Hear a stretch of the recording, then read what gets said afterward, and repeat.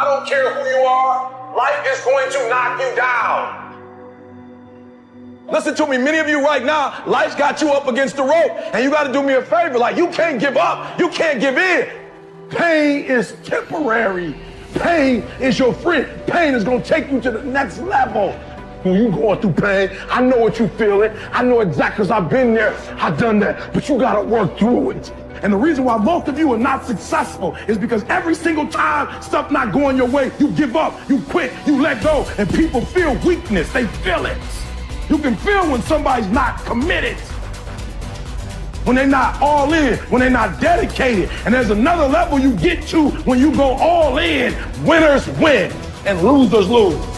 There are going to be times that you're going to be wondering, why should I keep showing up and working my business? Why should I keep at it? Why should I keep showing up to the conventions? Why should I keep picking up the phones and making the phone calls? Why should I keep fighting for my goals and fighting for my dreams? And what I want to remind you is that you got to show up for your life regardless of the circumstances. You got to show up in spite of the naysayers. You got to show up in spite of the conversation going on in your mind. You got to show up for your life, because if you don't, nobody else will. If you want unreasonable results in your life, you've got to be willing to be unreasonable. Part of being unreasonable, you don't judge according to appearances. Part of being unreasonable, you can see it because you believe it. You must have the faith to call forth those things that be not as though they were. You've got to decide, I deserve this, and I'm going to have it. You've got to say yes to your life. You've got to say yes. Yes to my dreams. Yes to me. Yes, I can make it. Yes, I can. Doesn't matter how many failures I've made. Doesn't matter how many mistakes I've endured. Doesn't matter about my defeats. Doesn't matter about what I've done. Yes, yes. I don't care about the fact I'm in a hole now. Doesn't matter about where I am. The last chapter to my life has not been written yet. If you judge me now, you'll judge me prematurely. I'm still in the process of transforming my life. I'm still in the process of becoming. Yes. The brilliance of Thomas Edison was not in his mind. It was something much more ordinary and often much less respected. I've got no imagination, he once said. I never dream. I've created nothing. If you're someone who doesn't like Edison, you might think that this is Edison admitting to stealing his inventions from other, more brilliant inventors, like Nikola Tesla. Not quite, but he did readily concede that most of the credit belonged to something other than his brain. The genius hangs around his laboratory day and night, Edison said. If anything happens, he's there to catch it. If he wasn't, it might happen just the same. Only it would never be his. What he's talking about is showing up. The incredible, underrated power of clocking in every day, putting your ass in the seat, and the luck this seems to inevitably produce. Edison lived in his laboratory and never missed a day. Like Gehrig, even when he was sick, when he was tired, or when visited by tragedy or disaster.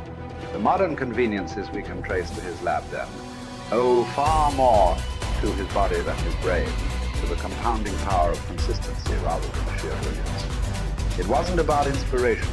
It was about getting to work, show up and try.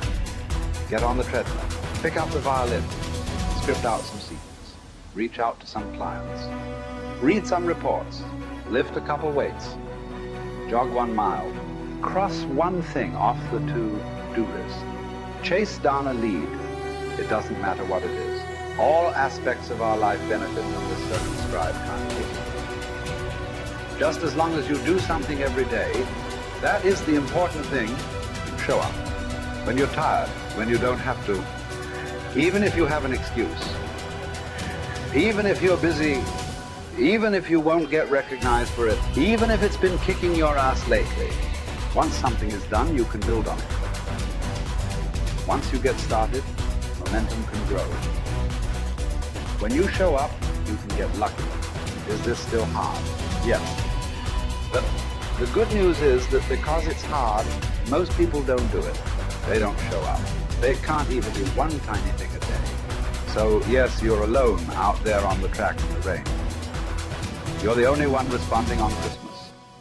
But having the lead is, by definition, a little lonely. This is also why it's quiet in the morning. You have the opportunities all to yourself. Don't worry about setting any records.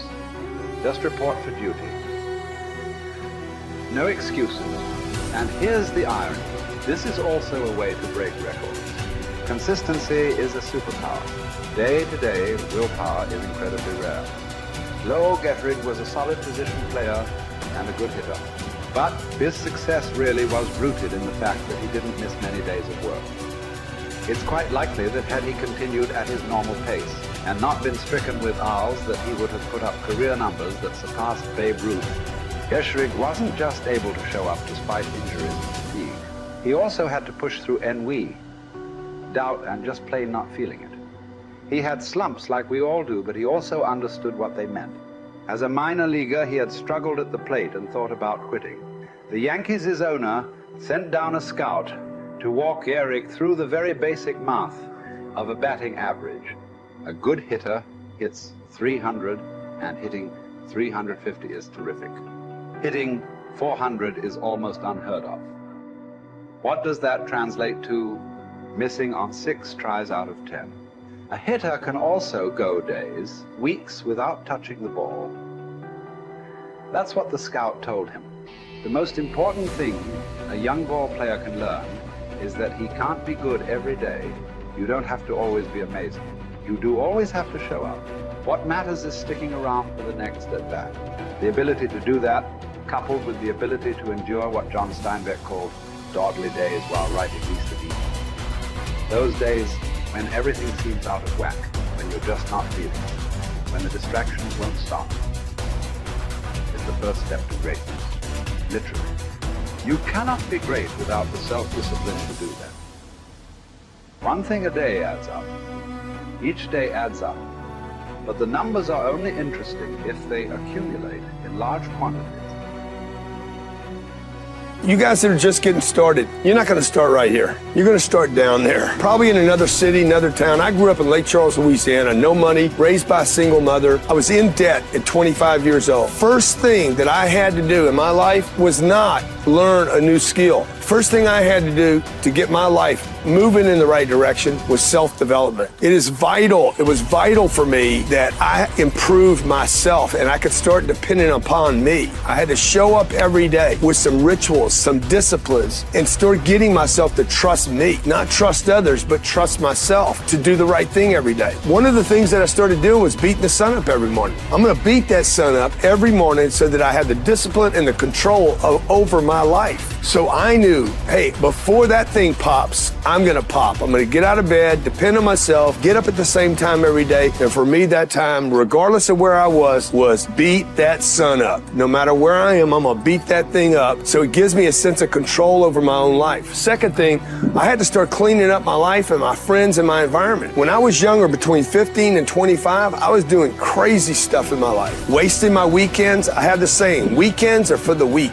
I was drinking, fooling around with a bunch of bad things, bad people. At 25 years old, I cleaned it all up. Quit going to those places. Quit hanging out with people that did not have ethics and discipline in their life. I wanted to build something in my life. I wanted to become someone. And to do that, to become someone in the eyes of the world, just beating that sun up every morning gives me the sense of accomplishment. That I did what I said I was going to do. That I woke up when I said I would wake up. And I start building respect for myself. Start believing in myself so that I can go out into the world. And maybe today when I go into this meeting that I'm dressed for, they'll believe in me as much as I believe in me. And that'll show up in a contract, a deal, maybe even some money.